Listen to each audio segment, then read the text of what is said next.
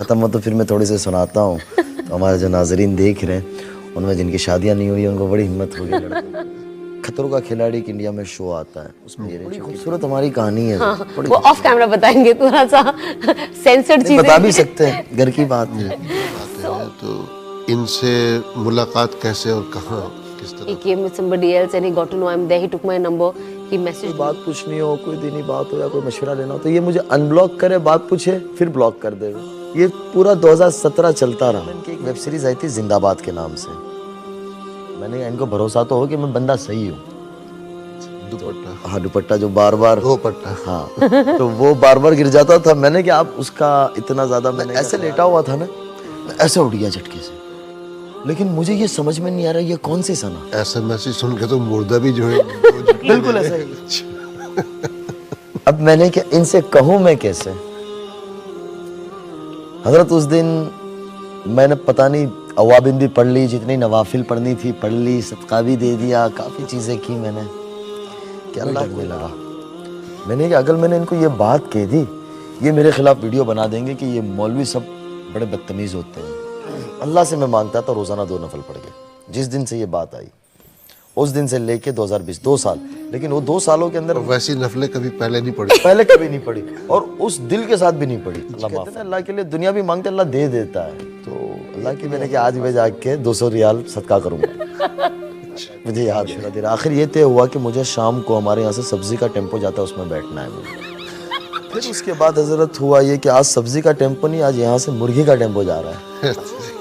तो हमारे इंडिया में मुर्गी का टेम्पो आपने देखा ही होगा, वो खुले होते हैं, वो बेचारे इस तरीके से जा रहे होते हैं। मैंने 3-4 मास्क लगाया ऐसे करके, लगा बेटा 10 मिनट में तो मैं भी उसी तरीके से हो गया कंडक्टर। मैंने कहा चलो हम भी बन जाते हैं।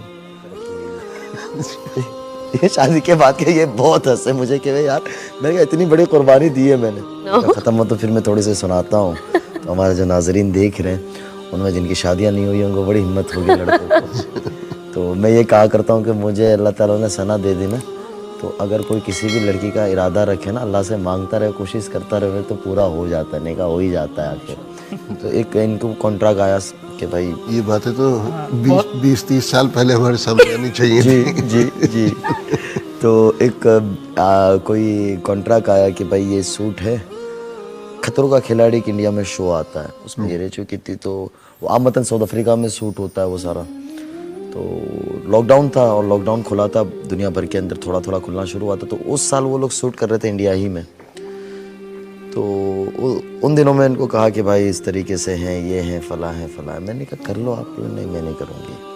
तो मैं तो इस तरीके से तैयार था कि भाई ठीक है थोड़ा सा हम बर्दाश्त करेंगे, वक्त के साथ ये खुद बदलेंगी तो उसमें फ़ायदा रहेगा। शादी हो चुकी थी? नहीं है शादी नहीं, लेकिन हम दोनों के दरमियान फास्ट ट्रैक तय हो चुका। He wanted to be slow and have hikmat, but I was on a fast track. I was like, no, I'm not doing it. Leave it. Yeah. और वो इतनी And जल्दी that is the best to be honest. Yeah, that is the best. Yeah, because 2018 मैंने एक plan बनाया था तब जब इनसे मुलाकात दूसरी बार मेरी। बड़ी खूबसूरत हमारी कहानी है। हाँ, वो ऑफ कैमरा बताएंगे, थोड़ा सा सेंसर्ड चीजें बता भी सकते हैं, घर की बात है।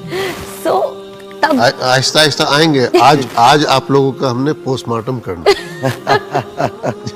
सिर्फ ऑपरेशन नहीं पोस्टमार्टम। तो अभी तो इब्तिदा है। So 2018 मेरा डिले हो गया था, तो फिर 20 में मैंने सोचा नहीं अब वो 2018 वाला रिपीट नहीं करना है। अगर अब वो होगा तो अब नहीं हो पाएगा। So मैंने कहा ये मेरा जो जोन अभी बहुत करेक्ट चल रहा है, my mind frame is also on the right track and this is the right time। वो कहते हैं ना जब लोहा गर्म हो तो उस पे हथौड़ा मार देना चाहिए। I think that was the situation in my life. I said अब इसे ठंडा होने नहीं देना। Let's make the most of this time. माशाल्लाह है। तो इनकी तरफ आते हैं तो इनसे मुलाकात कैसे और कहाँ किस तरह हुई? First time we met in Mecca. अल्लाह के घर ही मुलाकात हुई थी। माशाल्लाह। एंड दैट्स सो स्ट्रेंज कि बस 5 minute we met. I was living and I met him. Of course his नियत वाज दावत। He came with somebody else and he got to know I'm there. He took my number. He messaged me and apparently we had a common friend, एक common दोस्त थे। तो हम मिले और मैं बस इंडिया निकल ही रही थी। तो बस 10 मिनट की मुलाकात हुई, मैं निकल गई। फिर हम बीच में थोड़ा टच। उसमें भी ये हुआ हजरत 3 दिन तक उन्होंने मुझे रिप्लाई नहीं दिया मैसेज का। एक इंडस्ट्री के एक्टर थे हमारे भाई साहब, तो उनको लेके मैं उम्रे पे था। तो जब मैंने मैसेज किया तो वो 3 दिन तक तो मुझे, हाँ वालेकुम अस्सलाम, मैं 4 मैसेज करूँ उसका जवाब ये आ गया। अब मेरे तो गुमान में भी नहीं था ना कि अल्लाह मियाँ मेरे आगे मुकद्दर में ये करेगा। ये 2017 की बात है, 2017 की। फिर इनका मुझे मैसेज आता है और 17 ही रमज़ान थी, 2017 में 17 रमज़ान थी कि मैं फ़ला जगह हूँ और हम लोग अभी निकल रहे हैं। इनकी 2 चीज़ें बड़ी अच्छी थी हज़रत, कि ये हमेशा से माशाल्लाह आमाल करती रहती थी, आमाल से जुड़ी हुई थी। इनकी रोज़ाना की सूरह रहमान, सूरह वाक़िया नहीं जाती थी। 5 वक्त की नमाज़ इनकी इंडस्ट्री के ज़माने में भी नहीं जाती थी। अच्छा। हाँ, नमाज इनकी कज़ा नहीं होती थी। ये सूट पे भी होती थी, वहाँ भी नमाज़ पढ़ती थी और ये मशहूर थी। हमारे यहाँ के जितने बड़े अदाकार है तो अब भी ताल्लुक़ है, दोस्ती यारी है उनसे। वो कहते कि ये इसके लिए बनी नहीं थी, अल्लाह मियाँ ने इसको कुछ काम लेना होगा इसलिए इसके उस तरफ भेज दिया। बिग बॉस 100 आता है हमारे यहाँ, हर साल होता है। इस साल अभी थोड़े दिनों पहले ख़त्म हुआ। तो हमारे सलमान खान साहब उसको होस्ट करते हैं। तो हमारे यहाँ बहुत मशहूर म्यूज़िक डायरेक्टर है। वो मुझे कहने लगे शादी के बाद कि यार ये उसके लिए बनी ही नहीं थी। मैंने क्या, क्यों? बोले कि कई सालों पहले जब मैं कुछ एक मसला हुआ था तो सलमान साहब ने मुझे कहा कि आप जाएं और थोड़ा सा उस मसले को देखें अंदर, जो इनके साथ दूसरे ग्रुप वाले साथी जो थे। क्योंकि मैंने इनको देखा रात के वक्त एक कोने में नमाज़ पढ़ रही थी, तो मैं देख के बड़ा हैरान हुआ। मैं आया तो मैंने सलमान खान साहब से पूछा, बोले ये एक लड़की है सना खान, इस तरीके से एक्टर है। तो बोले मैं बहुत हैरान हुआ। और उसके बाद बोले मैं इन्हें हमेशा देखता था कि ये माशाल्लाह दीन से जुड़ी हुई थी। और सबसे बड़ी बात ये थी कि ये भाई बहनों में कोई नहीं है, ये अकेली है, भाई बहन इनके कोई नहीं है अपने वालिदैन की। इनकी वालदा को 2013 के अंदर क्या हुआ था? ब्रेन हेमरेज हो गया था, 10 में। इन्होंने बाकमाल खिदमत की हज़रत अपनी वालदा की। 6-8 महीने वो हॉस्पिटल में रहे। मौत नहीं लिखी थी, लेकिन उस बीमारी के अंदर इन्होंने अपनी ज़ात से माल भी लगाया, खिदमत की लाइन से, यानी एक बेटे की तरीके से इन्होंने बहुत ज़्यादा खिदमत की। तो ये सारी दुनिया जानती है माशाल्लाह, यानी इनके फ़ैन और हमारा इंडिया की सारी इंडस्ट्री जानती थी। तो ये चीज़ें इनके अंदर, ये खूबियाँ थी। तो ये होता था कि ये हर साल रमज़ान में उम्रे पे जाती थी, इंडस्ट्री में भी। अच्छा। हाँ। तो ये 2013 से जाती रही, 13, 14, 15, 16, 17 में इत्तेफाकन मैं भी होता था, लेकिन कभी इस तरह से मुलाकात नहीं होती थी। मेरे साथ इंडस्ट्री वाले ही एक साहब थे, तो उन्होंने मुझे बुलाया तो मैं चला गया। अब रमज़ान में आमतन फ़जर के बाद हरम की मसरूफियत रात भर की होती है, तो सोना आदमी बिस्तर देख रहा होता है। तो मैं चला गया। मैंने क्या, बाजी क्या हाल है? अब मुझे तो पता नहीं था ना कि मेरे मुकद्दर में बीवी बनने वाली है, तो मैंने बाजी कह दिया। तो जो हमारे नाज़रीन देख रहे होंगे और अक्सर उन्हें हमारे इंटरव्यू देखे होंगे, लेकिन यहाँ जो मैं बताऊँगा ये शायद पहली दफ़ा कहने लगा हूँ सारा। तो इन्होंने क्या, बस खैरियत है, मेरे लिए दुआ करना, आप यहाँ रुकने वाले हो, अभी ईद के बाद आओगे? मैंने कहा इंशाल्लाह दुआ करेंगे। मैंने कि आपको कोई भी इंडिया में काम हो तो ज़रूर बताइएगा। ये वापस हो गए। इनकी वालदा से मैं मिला, मुझे बड़ा यानी ताज्जुब हुआ कि अपनी माँ को, एक छोटा बच्चा जो होता है ना, माँ जिस तरीके से उस बच्चे को प्यार करती है, उस बच्चे को लेके चलती है, वो अपनी माँ को बच्चे की तरह ये लेके चल रही थी। इसके साथ इनके साथ संभालने वाले लोग भी थे, लेकिन ये अपनी वालदा को उस तरीके से। इंडिया आने के बाद मैंने इनको मैसेज किया, इन्होंने 1-2 दफ़ा जवाब दिया, तीसरी दफ़ा मुझे ब्लॉक कर दिया, कोई बात किए बगैर। अब क्यों करते थे वो तो इनको ही पता, आज तक वो मुझे कभी नहीं बताया, शायद आपकी बरकत से यहाँ बता दे। अब उससे आगे की बात हज़रत ये होती थी। अच्छा नहीं, अभी एक है कौन, एक कदम और पीछे जाते हैं। आपने इनसे मुलाकात की हरम में, उसकी भी कोई वजह तो होगी ना? सिर्फ दावत?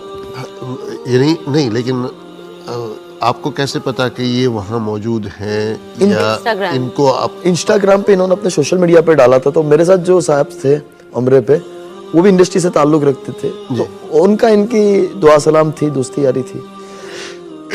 उन्होंने कहा कि मौलाना आप इनसे मिलना चाहिए, बड़ी अच्छी लड़की, दीन की तरफ आ सकती है, तो हमें मिलने में क्या जाता है। तो मेरी ये नीयत थी। ठीक है। और आपको था कि he is coming through a reference? हाँ, for me it was okay, somebody is there, A random guy. so मैं मिल लेती हूँ। हाँ, मौलाना से मुझे पहले बहुत डर लगता था, मुझे लगता था आप फतवा दे देंगे मुझे। अल्लाह की पुलिस कहते थे। हाँ, अल्लाह की पुलिस कहती हूँ मैंने। मैंने कहा अल्लाह की पुलिस आ गई, भागो। शादी की तो मुफ्ती से ही की, अल्हम्दुलिल्लाह। मौलवी से भी नहीं की, मुफ्ती से की। नहीं, वो भी अगर मौलवी अल्लाह की पुलिस है तो मुफ्ती तो अल्लाह का दरोगा हुआ।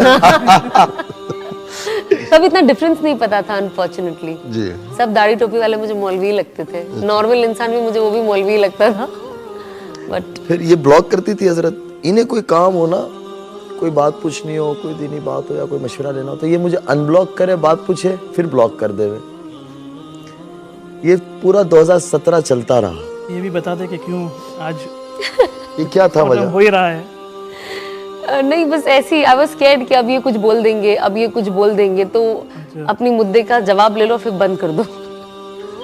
तो 2018 के मौके पे हजरत हज के नहीं, लेकिन ब्लॉक करने से पहले अगर किसी से मतलब बातचीत चल रही है, चाहे वो मतलब ही नहीं एक उस्ताद या मौलवी की शक्ल में जो भी है, तो उसको कम से कम बताना तो चाहिए कि भाई please don't contact me any more. हाँ, मुझे वो बोलने बुरा लगता था, पर ब्लॉक करना बुरा नहीं लगा। ब्लॉक वो इस तरह करते थे कि जैसे अभी बात पूछी है, शाम का वक्त है, मैंने जवाब दे दिया, इन्होंने जज़ाकल्लाह बहुत शुक्रिया।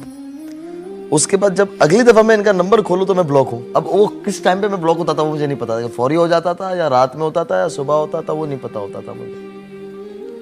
तो कुछ इस पे इनका मसला हल करें। जी जी, मैंने बोल दिया उनको, मुझे डर वो आज लगता तक था। मुझे उसका जवाब सही मिला ही नहीं है जिससे मैं मुतमईन हो जाऊँ। 2018 के मौके पे हजरत मैं हज पे था, अल्लाह हरमैन बहुत ले जाता था अल्हम्दुलिल्लाह पहले से ही। तो हज के मौके पे हमारे एक बुजुर्ग हैं माता रिजुल साहब, मैंने उनको कहा, मैंने क्या एक लड़की है, तो आंटी मौलाना के घर में से जानते थे इनको कि हाँ वो स्नैपचैट वगैरह पे रखते रहते हैं, साफी इंस्टाग्राम वगैरह के ऊपर। तो माँ का मेरी बात कराओ इनसे। तो मैंने माँ का कोई आया इनका, कोई अभी आखिरी कोई मूवी मैंने क्या था, काफ़ी करती रहती है। तो उन दिनों में इनकी एक वेब सीरीज़ आई थी जिंदाबाद के नाम से, तो उसमें ये कोई अफसर बनी हुई थी, तो बंदे बड़े पिट रही है उसका, उस तरह से सूटा। मैंने कुछ चीज़ें दिखाई, मैंने इनको मैसेज किया कि मौलाना आपसे बात करना चाह रहे हैं। तो इनका 2-3 घंटे के बाद जवाब आया, जी जी यस। मैंने कहा मैं आने से मुझे अनब्लॉक करो, वो नंबर भी ब्लॉक। मैंने क्या या अल्लाह खैर है। मैंने किया, मेरे साथ एक दोस्त था, मैंने कहा आपके पास व्हाट्सअप नंबर है ना सऊदिया का, वो मुझे दे दे फिर आप ले लेना। मैंने एक मौलाना से वीडियो बनवाया, मैंने कहा इनको भरोसा तो हो कि मैं बंदा सही हूँ। अब अभी तक कोई तसव्वुर में ना निकाह थी ना शादी थी, क्योंकि हम लोग सीधे साधे मौलवी लोग।